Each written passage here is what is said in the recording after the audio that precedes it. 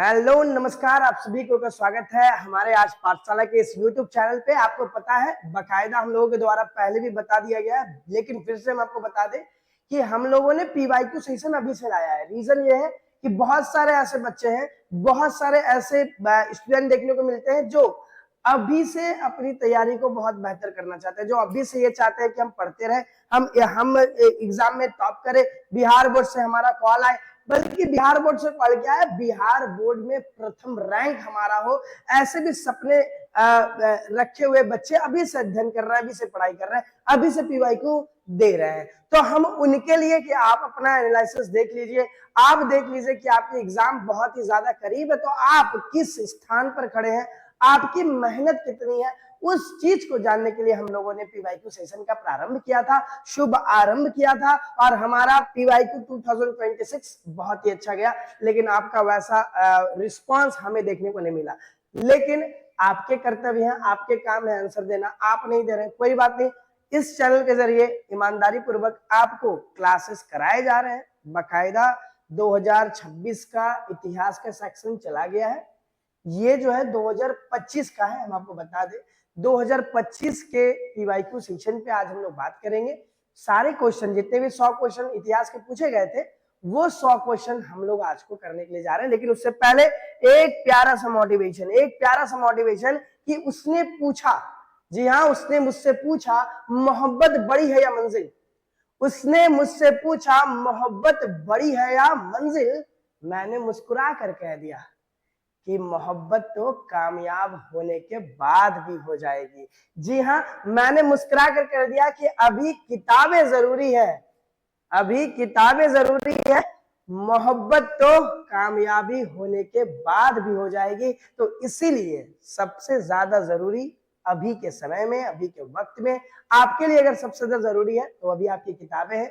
अभी आपका सबसे अच्छा मित्र अगर कोई है तो वो आपकी किताब है, जो आपकी जिंदगी को बेहतर बना सकता है। तो प्लीज प्लीज प्लीज आप अपने किताबों के साथ ज्यादा प्रेम करें, आप अपने किताब को ही अपना ज्यादा समय दें, आप अपने किताब से ज्यादा गहरी दोस्ती करें। अगर बात करने का भी मन करे तो किताबों के साथ करें, क्योंकि जैसे ही बच्चे सक्सेस कर जाते हैं, और जी हाँ, ये बात गलत नहीं है कि किताबें जरूरी है, मोहब्बत तो कामयाबी के बाद भी हो जाती है। जी हाँ दोस्तों, अगर आप कामयाब हो जाएंगे तो सब कुछ आपके कदमों पर होगा। आपके माँ बाप को भी आपसे बहुत ज्यादा प्यार होगा अगर आप कामयाब होंगे। आपके मम्मी पापा, आपके घर के सारे लोग, आपका गांव, आपका समाज बस आपको बढ़ता हुआ देखना चाहता है, क्योंकि उनको भी पता है कि इस जो गांव है जहां पर कोई नहीं पहुंच रहा है, जो उसको कोई नहीं जान रहा है, उसको आपके जरिए वो गांव की पहचान हो। तो प्लीज आप अपने मन में ये संकल्प बनाएं, आप अपनी जिंदगी को और बेहतर बनाएं। आइए PYQ सेशन की शुरुआत करते हैं। क्वेश्चन हमें क्या देखने को मिल रहा है, मानव द्वारा सर्वप्रथम किस धातु का उपयोग किया गया। देखिए 2025 का पहला सवाल है भाई कि मानव ने सर्वप्रथम किस धातु का उपयोग किया था। तो मानव ने सबसे पहले अगर किसी धातु का उपयोग किया तो वो क्या था, वो था तांबा सर, वो था तांबा। अब बोलोगे सर कांसा, आप बोले थे हड़प्पा सभ्यता कांसा है। भैया कांसा बनता कैसे था, तांबा व टीन को मिला करके बन रहा था। तो पहले सबसे पहले कौन सी धातु का इस्तेमाल कर रहे हैं वो लोग, तांबा। लोहा तो हो नहीं सकता सर, लोहा बाद में आया है। आगे आ जाओ, सुरकोटगोई नामक जो हड़प्पा स्थल है कहां पर स्थित है, याद रखना है। यहाँ पे हमें क्या मिल रहा है, यहाँ पे हमें नहर के प्रमाण मिल रहे हैं। कहां पर स्थित है, ये अफगानिस्तान में स्थित है, ये अफगानिस्तान में स्थित है। प्लीज 100 क्वेश्चन होने के बाद ये तुम्हारा काम है, प्लीज इस चीज को करना कि तुम अपने आंसर बताना हमें, 100 में तुम कितना लाए हो। प्लीज प्लीज प्लीज ये जरूर करना। सिंधु घाटी सभ्यता में गोदीबाड़े के साक्ष्य कहां से मिले हैं। सिंधु घाटी सभ्यता में गोदीबाड़ा मतलब सर सर सर जहां जहाजें रुका करती है, जहां जहाजें रुका करती है, कहां पे मिल रहे हैं, लोथल से हमें मिल रहे हैं। गोदीबाड़ा के साक्ष्य हमें लोथल से देखने को मिल रहे हैं। बहुत सही। मेसोपोटामिया के लेख में मेलुहा कहां पर स्थित है। मेलुहा किसके लिए शब्द इस्तेमाल किया गया, मेलुहा। अब मेलुहा जो है वो हड़प्पा के लिए इस्तेमाल किया गया है, याद रखना है। मेलुहा सभ्यता भी कहते थे ना हड़प्पा को, तो इसको हम लोग क्या कर रहे हैं, हड़प्पाई क्षेत्र के लिए मेलुहा शब्द का प्रयोग किया गया है सर, मेलुहा शब्द का प्रयोग किया गया है। फाइंस के बने लघु पात्र जो संभवतः सुगंधित द्रव्यों के पात्र थे, ये कहाँ मिलते थे? ये हड़प्पा में भी मिलते थे, ये मोहनजोदारो में भी मिलते थे। तो हमारा आंसर क्या होगा? ए और बी दोनों होगा। और दोनों सर क्या है? दोनों सिंधु घाटी सभ्यता की राजधानी है। दोनों सिंधु घाटी सभ्यता की राजधानी है। और हमें देखने को मिलता है सिंधु घाटी सभ्यता में जुड़वा राजधानी थी, और ये रही हमारी सिंधु घाटी सभ्यता की जुड़वा राजधानी। ठीक है, तो यहां तक तो क्लासेस क्लियर होंगे। आगे बढ़ते हैं 6 नंबर सवाल की तरफ कि ए.आर. रॉक ने लोथल की खुदाई कब आरंभ की? अगर आप एनसीईआरटी का समय सूची नहीं पढ़ रहे हैं, आप अपने जिंदगी के साथ गलत कर रहे हैं। अगर आप एनसीईआरटी पढ़ रहे हैं, समय सूची भी देख रहे हैं, तो आपकी जिंदगी बेहतर है भैया, नहीं तो बहुत गंदी है, बहुत खराब है। क्यों? क्योंकि हमारा आंसर क्या है? 1955 कहां पर दिया हुआ है? उसी एनसीईआरटी के समय सूची में दिया गया है। तो please you have to study, आपको पढ़ना होगा। जैन ग्रंथ और बौद्ध ग्रंथ में महाजनपदों की संख्या कितनी है? भैया बौद्ध ग्रंथ क्या है? अंगुत्तर निकाय। जैन ग्रंथ क्या है? भगवती सूत्र। जहां से हमें जानकारी मिलती है कि यहाँ पर 16 महाजनपद थे, और उन 16 महाजनपद में मगध सबसे शक्तिशाली महाजनपद था। ठीक है, तो प्लीज आप बताना मौर्य साम्राज्य के संस्थापक कौन है? कौन है भैया संस्थापक? क्या होंगे हमारे? चंद्रगुप्त मौर्य। मौर्य वंश के संस्थापक चंद्रगुप्त मौर्य। पूछ दे हर्यक वंश के संस्थापक बिंबिसार।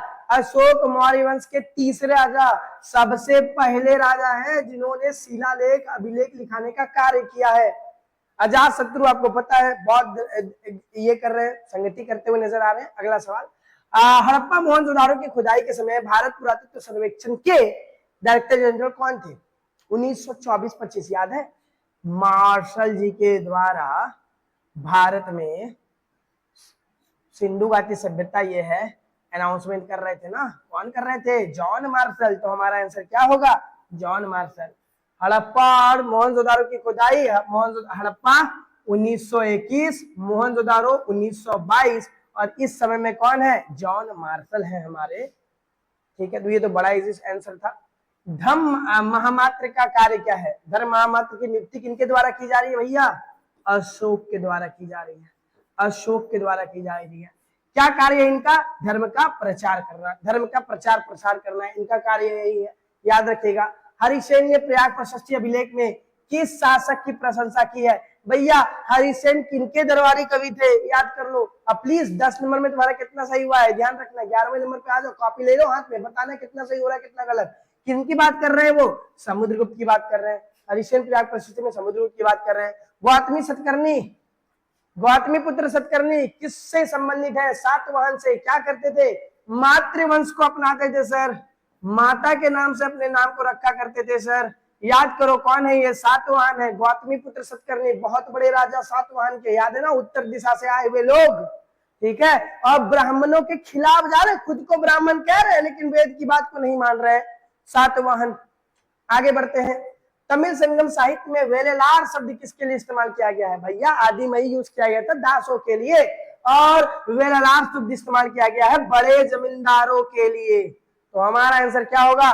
हमारा आंसर होगा बड़े जमींदार। हमारा आंसर होगा बड़े जमींदार। अगले सवाल की तरफ बढ़ते हैं। शिल्प उत्पादन और व्यापारियों के संघ को क्या कहा करते थे? भैया समूह को क्या कहा करते थे? व्यापारी समूह को सार्थवाद नहीं सर, श्रेणी, श्रेणी कहा करते थे। क्या कहते थे? श्रेणी कहते थे। ठीक है, सेठी बेटी नहीं, श्रेणी। धर्मसूत्र और धर्मशास्त्र में विवाह के कितने रूप है? कितने मान्यता रूप में कितने को मान्यता दी गई है? तो टोटल शादियां कितनी थी?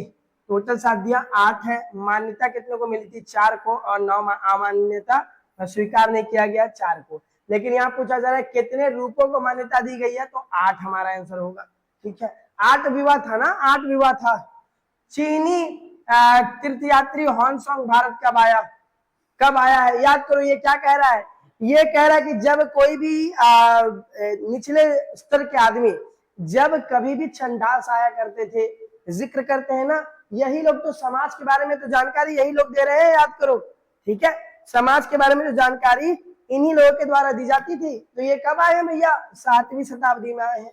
ये कब आए? 7वीं शताब्दी में। ऋग्वेद का संकलन कब हुआ? भैया वैदिक काल को हम लोग 2 भागों में बांटते थे, याद है? वैदिक काल को 2 भाग में, और बोले थे प्रारंभिक वैदिक काल को ही ऋग्वैदिक काल कहते हैं। और ऋग्वैदिक काल की रचना 1500 ईसा पूर्व से लेकर के 1000 ईसा पूर्व ही है। बाकी जितनी भी बची रचना है, जैसे कि सर सामवेद, जैसे कि सर यजुर्वेद, जैसे कि सर अथर्ववेद, इसकी रचना जो है वो 1000 ईसा पूर्व से लेकर के 600 ईसा पूर्व देखने को मिलती है। तो ऋग्वेद का संकलन कब हुआ है? 1000 से 600 नहीं है तो हमारा आंसर क्या हो गया? 500 हो गया। Oh sorry sorry sorry, Rigveda पूछ रहा है, sorry sorry sorry sorry, Rigveda क्या होगा हमारा आंसर? बी। 1500 ईसा पूर्व से लेकर के 1000 ईसा पूर्व, लिखे सही थे, याद रखना है 1500 ईसा पूर्व से 1000 ईसा पूर्व। हड़प्पाई लिपि के चिन्हों में संख्या लगभग कितनी है? लगभग 375 याद है, तो लगभग कितनी हुई भैया? तो लगभग 400, लगभग 400 हुई। 375 संख्या याद है ना। उज्जैनी किस महाजनपद की राजधानी थी? बोलते हैं ना, इसीलिए तो बार बार यही बात तो कह रहे हैं कि प्लीज एनसीईआरटी के साथ पढ़ो, एनसीईआरटी को ध्यान में रखो। कितना बारी कह रहे हैं याद करो, महाजनपद वाला पूरा पूरी याद हो जाना चाहिए। लाख बार कहे हैं कि महाजनपद की राजधानी याद कर लो। तो उज्जैन किसकी ये थी? अवंती की थी, अवंती की थी। अगर कोई पढ़े हो तो बहुत बढ़िया। कुषाण शासक अपने नाम के आगे कौन सी उपाधि लगाते थे? अपने आप को क्या पुकारते थे ये लोग? कुषाण के राजा। बाहर से आए थे, लोग इन्हें मलेच कहते थे, राजा स्वीकार नहीं करते, क्या पुकारते थे? ये अपने आप को देवपुत्र कह के पुकारा करते थे, ये अपने आप को देवपुत्र कह के पुकारा करते थे। सुदर्शन झील में जो करवा रहे हैं, ये शक राजा रुद्रदमन के काल में किया गया था। कब किया गया था? याद करो, सुदर्शन झील के मरम्मत में 1 रुपया नहीं लिया गया है, किन्हीं से 1 रुपया नहीं लिया गया है, और उसके बावजूद भी ये कराया गया है। 1 रुपया, किसानों से 1 रुपया नहीं लिए, फिर भी कराए। कब करवाए भैया? तो दूसरी शताब्दी ईस्वी में। कौन करवा रहे हैं? तो रुद्रदमन करवा रहे हैं। ये भी पूछा जाता है कौन राजा करा रहे हैं? रुद्रदमन। बना कौन रहे सुदर्शन झील को? तो ये हमें देखने को मिलता है मौर्य साम्राज्य में इसको बनाया गया था। ठीक है, आ जाओ। इनको जो है सुधार कौन करा रहे हैं, मरम्मत कौन करा रहे हैं? रुद्रदमन करवा रहे हैं। शक राजा है। पूछा जाए रुद्रदमन कौन है, तो ये शक राजा है।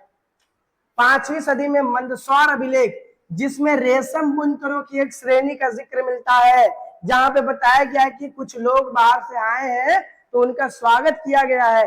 तो ये हमें मंदसौर अभिलेख कहां से मिलता है? मंदसौर अभिलेख हमें मध्य प्रदेश से मिलता है। प्लीज हमको आंसर तुम लोग बताना, तुम लोग कितना सही किए हो। प्राचीन भारत में जैन विद्वानों ने किस भाषा में साहित्य लिखा है? प्राचीन भारत में जैन विद्वानों ने किस भाषा में साहित्य को लिखा? तो उसने जो है, देखो यहाँ पर ये हो गया, यहाँ रेद हो गया, प्लीज ध्यान देना है। किसने भाषा में लिखे? प्राकृत भाषा में लिखे। यहाँ तो आंसर ही रेद ठीक था, चलो समझ में आ गया, कोई दिक्कत नहीं है। बुद्ध का जन्म कहाँ पे हुआ है? लुम्बिनी। ठीक है, ध्यान रखना। पहली बार उपदेश कहाँ पर दे रहे हैं? वो सारनाथ उपदेश दे रहे हैं। ज्ञान की प्राप्ति बोध गया, लेकिन पूछ क्या रहा है? जन्म, तो क्या होगा? लुम्बिनी किए हुए हैं। देखो बुक 1 से इतने सारे सवाल पूछे गए थे, और अगर तुम नहीं बना पाते सबका जवाब, सवाल का जवाब, तो कितना बुरा होगा, कितना बुरा होगा, तुम खुद में सोचो। इसलिए बोल रहे पढ़ लो इस सारी चीज को। एलोरा के जो कैलाशनाथ मंदिर का निर्माण है, किस राजवंश के शासक के द्वारा किया गया है? याद करो, एलोरा गुप्त।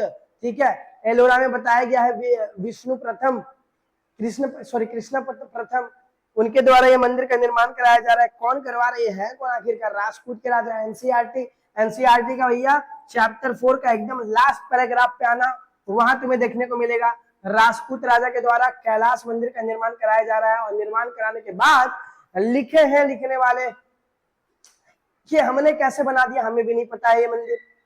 जैन धर्म में के प्रथम तीर्थंकर कौन है? तो जैन धर्म के प्रथम तीर्थंकर कौन देखने को मिलेंगे हमें? ऋषभ देव। पारसनाथ 23वें है, महावीर 24वें है, याद रखना है। अल बरूनी के कौन बंधक बनाकर खारिज से गजनी लाया था? ध्यान रखना, अल बरूनी को बंदी बना करके उज्बेकिस्तान में रहता था, उसको वहां पे खारिज में, पुराना समय खारिज, आज के समय में उज्बेकिस्तान, वहां जाकर के हमला किए। कौन किए? तो ये हमला किए हैं सुल्तान महमूद गजनवी के द्वारा। ठीक है, और उनको बंदी बना करके लेकर के आ गए थे, और उनको भारत में प्यार हो गया, अपनी जिंदगी का सारा समय भारत में ही बिता दिए। ठीक है, अलबरूनी। रहला के लेखक कौन है भैया? रहला, जिसका मतलब ही होता है यात्रा, के लेखक कौन है? Ibn Battuta. कहां से आए थे? मोरक्को से आए थे। अगर पूछा जाए इब्न बतूता कहां से आए थे? मोरक्को से आए थे। बर्नियर कौन था भैया? बर्नियर चिकित्सक था, मुगल दरबार का चिकित्सक है, तो ध्यान रखना है, चिकित्सक था। मुगल शहरों को किसने शिविर नगर कहा है? तो इसको जो है शिविर नगर जो है वो बर्नियर के द्वारा कहा गया है। बर्नियर ने शिविर नगर कहा, मतलब यह है कि बर्नियर देखो मुगल का ही में डॉक्टर है, लेकिन वो बर्नियर जो है ना मुगल का ही मजाक बना रहा है, मुगल के बारे में ही गंदा कह रहा है। यार कितने गंदे हो, जो तुम्हें खाना पीना खिला रहे हो उन्हीं के बारे में बुरा बोल रहे हो। तो ऐसे थे अंग्रेज, किन्हीं के सगे नहीं थे ये लोग, किन्हीं के सगे नहीं थे। तो ये हमें खराबी देखने को मिलती है। आ जाओ, पुरी में जगन्नाथ मंदिर में किस देवता की पूजा होती है भैया? तो पुरी में इनमें से सभी होगा, सुभद्रा की पूजा होती है, बलराम की भी होती है, कृष्ण की भी होती है। नयनार किस देवता के उपासक है? देखो दो भक्ति निकली है, एक अलवार है जो विष्णु पूजा करते हैं और एक नयनार है जो शिव पूजा करते हैं। तो ध्यान रखना है क्या होगा हमारा आंसर। हमारा आंसर होगा नयनार जो है वो शिव की पूजा किया करते हैं। ठीक है, वो शिव की पूजा किया करते हैं। 12वीं शताब्दी में कर्नाटक में वीर शैव परंपरा का नेतृत्व किसने किया था? तो बसवन्ना के द्वारा। बसवन्ना याद रखना, शुरू में ब्राह्मण है, फिर उनके बाद इन्होंने वीर शैव मतलब लिंगायत आंदोलन की शुरुआत की। वही है वीर शैव परंपरा की शुरुआत बसवन्ना के द्वारा की जा रही है। निम्नलिखित में से कौन अलवार संतों की रचना है? तो अलवार संतों की रचना देखने क्या देखने को मिलेगा तुमको? तेवरम याद रखना, तेवरम क्या है? नयनार की है भैया, नयनार की है। और अलवारों की क्या है? नलायरा दिव्य परिबंधम। ठीक है, 5वां वेद माना जाता है नलायरा दिव्य परिबंधम। फारस से आने वाले मुसलमानों को क्या कहा जाता था? अगर पीवाईक्यू का 2026 का कोई पीवाईक्यू दिया हो हमारे साथ, हाँ, अगर कोई भी अगर इस सेट को बनाया तो याद करो वहां पे देख ताजिकिस्तान से आए हुए लोगों को क्या कहा जाता था। यहाँ पर है क्या कि अगर कोई आदमी जो फारस से आते थे उन्हें क्या कहा जाता था? उनको पारसिक कहा जाता था, उनको पारसिक कहा जाता था। याद होगा 2026 में भी ये सवाल। देखो ये क्यों है ना, पीवाईक्यू जब तुम कर लोगे तुमको रियलाइज होगा कि कहाँ से सवाल बनते हैं और कहाँ से नहीं बनते, इसलिए पीवाईक्यू बहुत जरूरी है। शेख निजामुद्दीन औलिया का दरगाह कहाँ पर है भैया? अजमेर में है, अजमेर में है। ठीक है, तो ध्यान रखना दरगाह कहाँ से? निजामुद्दीन औलिया का दरगाह औलिया मोहिउद्दीन चिश्ती का दरगाह अजमेर में है और निजामुद्दीन औलिया का दरगाह दिल्ली में है, दिल्ली में है, याद रखना। आदि ग्रंथ साहिब का संकलन किसके द्वारा किया गया? आदि ग्रंथ साहिब याद रखो क्या है? आखिरी। ठीक है, तो इनको जो है 5वें गुरु मतलब कि 5वें गुरु के द्वारा किया जा रहा है। 5वां गुरु कौन है? गुरु अर्जन देव।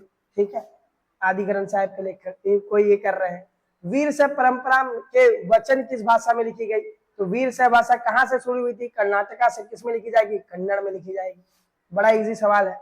कबीर से संबंधित दोहे किस पुस्तक में संकलित किए गए हैं? बीजक में, कबीर ग्रंथावली में, आदि ग्रंथ सब में।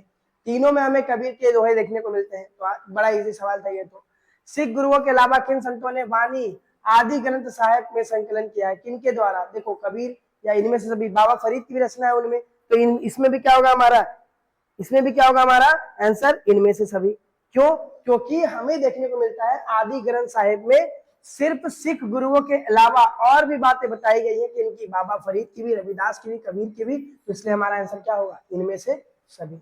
41वां नंबर क्वेश्चन, विजयनगर साम्राज्य का पहला राजवंश क्या था?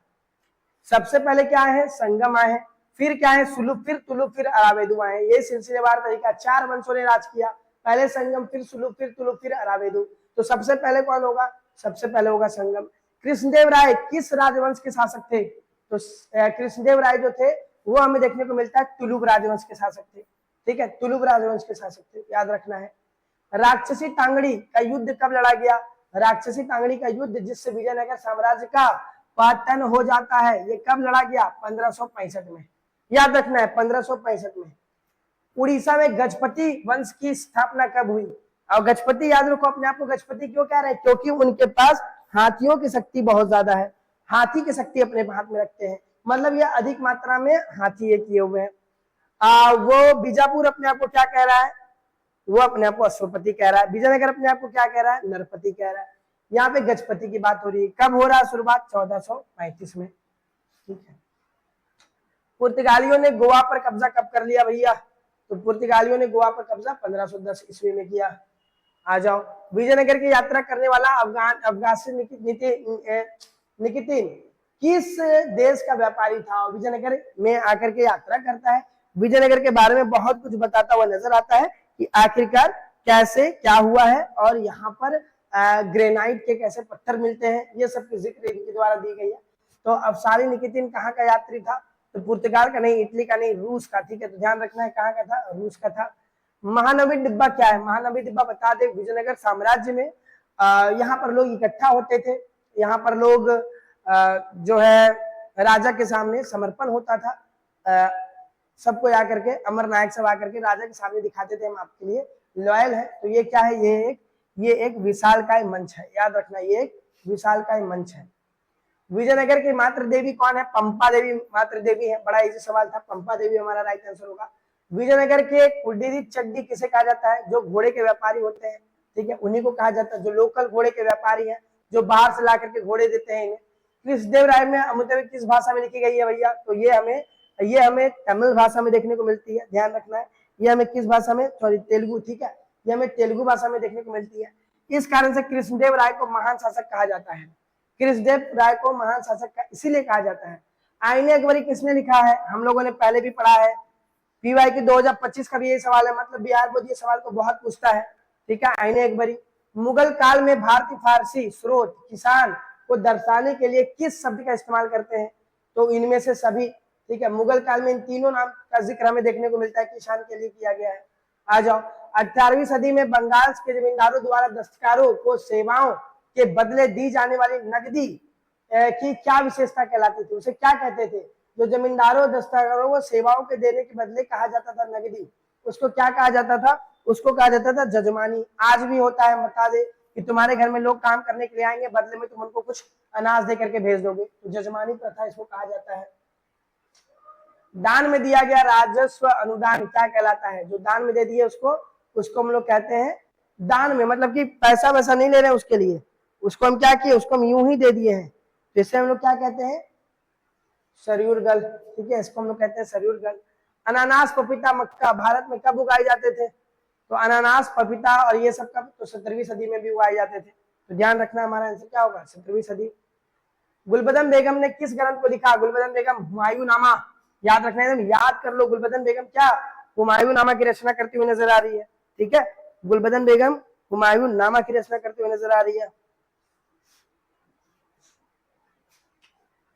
बाबर ने बाबरनामा किस भाषा में लिखा था? बाबर ने बाबरनामा तुर्की भाषा में लिखा था। आत्मकथा है, याद रखना है। मुगल काल में के संस्थापक, भारत में मुगल काल के संस्थापक कौन है? मुगल काल के संस्थापक बाबर। किनको हरा रहे हैं? इब्राहिम लोदी को। कब हरा रहे हैं? तो कब हरा रहे हैं? कौन ईस्वी में?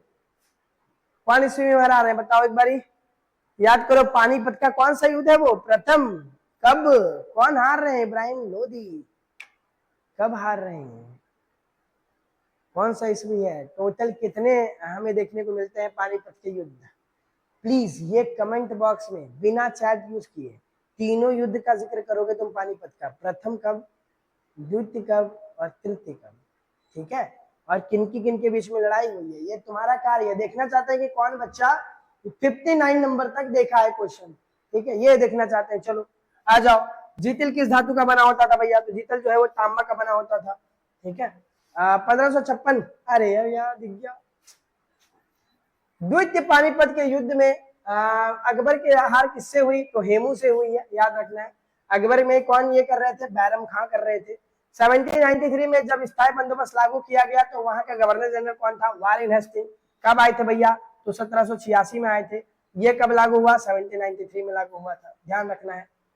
पांचवी रिपोर्ट कब पेश की गई थी? 1813 ईस्वी में। आधुनिक इतिहास पहला चैप्टर। पिट्स इंडिया एक्ट कब ये किया गया था? तो पिट्स इंडिया एक्ट हमें देखने को मिलता है 1784 में। ठीक है, 1784 में। फ्रांसिस बुकानन कौन था? फ्रांसिस बुकानन एक चिकित्सक था। ठीक है, एक चिकित्सक था, क्योंकि ध्यान रखना ये जो है एक सर्वेयर भी है, लेकिन चिकित्सक वहां पर राइट आंसर होगा। संथाल विद्रोह कब हुआ? 1855-56 में। उनके क्षेत्र को लिया जा रहा था दामिनी को, तभी कर रहे हैं। अंग्रेजों ने दामिनी को, यही तो कह रहे थे, दामिनी को हमने किस जनजाति को बसाया था? संथालों को। और यही जब छीनने लगे तो संथालों ने विद्रोह कर दिया। रैयतवाड़ी बंदोबस्त का स्वामी कौन होता था? रैयतवाड़ी में स्वामी किसान ही होता था, जमींदार स्थायी बंदोबस्त में होता था। 10 मई 1857 सिपाही विद्रोह कहां से शुरू हुई? तो ये मेरठ से शुरू हुई। कब? 10 मई को। 11 मई को कहां पहुंच गए? दिल्ली। बहादुर शाह जफर को बना दिए मुखिया। 1857 के विद्रोह के समय में भारत का गवर्नर जनरल कौन था? 1857 के विद्रोह में के समय में विद्रोह का गवर्नर जनरल जो था वो कैनिंग था, लेकिन हार्डिंग के समय में विद्रोह की शुरुआत हुई थी। याद रखना, पूछा जाए कि विद्रोह की शुरुआत कब हुई, किसके कारण, जिस समय जो कारतूस का जो ये हो रहा वो कौन कर रहा है, हार्डिंग। लेकिन 57 के समय में कौन है, तो कैनिंग। कैनिंग ना कह रहे थे कि छोड़ दीजिए, मत मारिए इतने लोगों को, लेकिन मारा गया था और कैनिंग का मजाक उड़ाया गया था। 1857 के विद्रोह में कानपुर से नेतृत्व कौन कर रहे थे, कानपुर से नाना साहेब। ठीक है, आगे बढ़ जाओ। अवध में 1857 के विद्रोह का नेतृत्व किसने किया था, बेगम हजरत महल ने। ठीक है, इनके बेटे ही थे कौन, कादिर। ठीक है, ब्रिजेश कादिर, और इनके हस्बैंड का नाम जिनको हटा दिया गया था, बंगाल भेज दिया गया था। तो ध्यान रखना है, हमारा आंसर क्या होगा, बेगम हजरत महल हमारा राइट आंसर होगा। आगे बढ़ते हैं। देखो 1857 के इतने सारे क्वेश्चन पूछे गए हैं भैया। बिहार में 1857 के विद्रोह का नेतृत्व किसने किया था, बाबू कुंवर सिंह जमींदार, जगदीशपुर आरा के। 1857 के विद्रोह का तत्कालीन कारण क्या था, तत्कालीन कारण चर्बी वाले कारतूस हार्डिंग के द्वारा इस्तेमाल किए जा रहे थे, इसी का मंगल पांडे ने विरोध किया, उनके बाद उनको फांसी लग गई। आ जाओ, 1857 में भारत के सम्राट किसे घोषित किया गया था, भारत का सम्राट बहादुर शाह जफर को, और फिर इनको म्यांमार में धकेल दिया गया, दफना दिया गया वहां पे। भारत राष्ट्र कांग्रेस की स्थापना 1885। देखो कितना इजी सवाल है, इसको अगर नहीं कर पाओगे। भारत से दिल्ली, कलकत्ता से दिल्ली राजधानी परिवर्तन 1911 में, दिल्ली दरबार। आ जाओ 12 में कर देते हैं।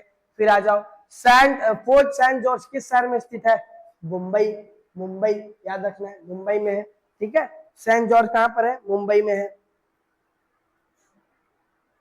सॉरी मद्रास में। ठीक है, एक चीज ध्यान रखना, ये कहां पर है, ये मद्रास में है। ठीक है, सेंट जॉर्ज जो है वो मद्रास में है। गेटवे ऑफ इंडिया का निर्माण क्या, स्थापत्य कला क्या है, तो देखो गेटवे ऑफ इंडिया तुम देखे होगे मुंबई, क्या कैसा तुम्हें स्थापत्य कला देखने को मिलता है, तो यहाँ तुम्हें देखने को मिलेगा इंडो सशेरियन। ठीक है, इंडो शैरिनिक, मतलब क्या हमारा बी नंबर आंसर है। मतलब स्थापत्य कला से 25 में भी सवाल था। नियमित 10 गिने गणना कब प्रारंभ हुआ, मतलब हर समय 10-10 साल में करेंगे, ये कब से शुरू हुआ, 1881 से। सबसे पहली बार कब कराया गया था, 1871 में, लेकिन 10 साल में करेंगे 1881 में। महात्मा गांधी एक मुकदमे में दक्षिण अफ्रीका कब गए थे, हाँ उन्हों के द्वारा दक्षिण अफ्रीका कब जाया गया था, कब गए वो दक्षिण अफ्रीका, तो वो गए हैं 1893 में। ठीक है, 1893 में। गांधी जी से किसके अनुरोध पर चंपारण गए हैं, तो ये गए राजकुमार शुक्ल के कहने पर। जहां इनकी मुलाकात राजकुमार शुक्ल से कहा हुई थी, लखनऊ में। जलियांवाला हत्याकांड कब हुआ, 13 अप्रैल। ठीक है, तो ध्यान रखना 13 अप्रैल को क्या था, बैसाखी पर्व था। इसी समय 13 अप्रैल 1919 में क्या हुआ, जलियांवाला घटना घटा, बहुत सारे लोग मारे गए। तो हमारा आंसर क्या होगा, जलियांवाला बाग। आगे आ जाओ, गांधी जी ने हिंद स्वराज की प्रकाशन कब की, जिसमें इन्होंने बात कहा कि हमारा देश जो है वो आजाद हो जाएगा। ठीक है, और हम लोग जो है हिंद स्वराज की बात इनके द्वारा कब लिखी गई, कब प्रकाशित की गई, 1909 में। ठीक है, ध्यान रखना ये सारा सवाल। गांधी जी द्वारा शुरू किया गया पहला जन आंदोलन कौन सा है, पहला जन आंदोलन ज्यादा से ज्यादा जनता के द्वारा भाग लिया गया, तो वो तुम्हें क्या देखने को मिलेगा, असहयोग आंदोलन। उससे पहले कुछ छोटे छोटे राज्य में जाते थे, बड़ा आंदोलन था। साइमन कमीशन में कुल कितने सदस्य थे, तो साइमन कमीशन में क्या भारत था, नहीं था भारत। इसी कारण से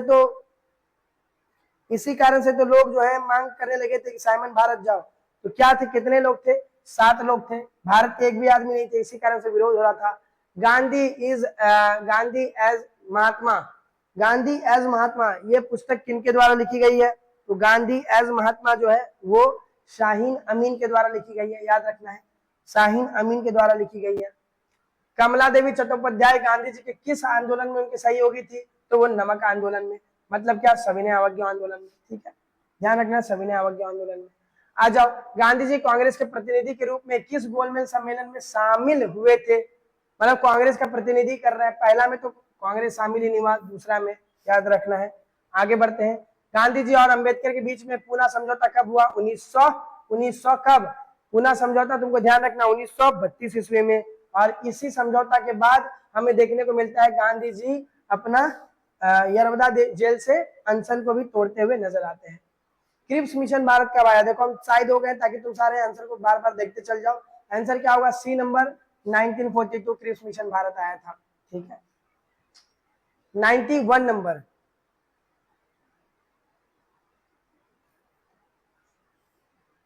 सितंबर 1932 में आजाद हिंद फौज का गठन कहां पर, किसके द्वारा किया गया, तो आजाद हिंद फौज के जो है मोहन सिंह के द्वारा। आ जाओ, कैबिनेट मिशन का अध्यक्ष कौन थे? लॉरेंस थे। ठीक है, लॉरेंस। आगे बढ़ जाओ।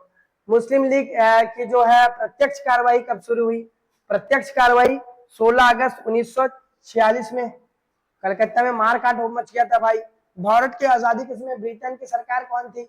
आजादी के समय में कौन थी आखिरकार जब भारत आजाद हुआ? इसी कारण से तो बच पाए भैया, नहीं तो बहुत परेशान हो गए थे। ये लोग परेशान हो गए, अंग्रेज की लेबर पार्टी आ रही है। संविधान सभा का गठन किस योजना के तहत किया गया था? जहां पर बात की गई कि हाँ भैया अब संविधान भी बनेगा भारत में, और किस योजना के तहत किया गया था? तो ये कैबिनेट मिशन योजना के तहत किया गया था, कैबिनेट मिशन योजना। अब देखना, पहला आंसर मत कर देना, वो तो 1947 में आएगा जिसके तहत भारत आजाद होगा। संविधान में प्रारूप समिति के अध्यक्ष कौन है? डॉक्टर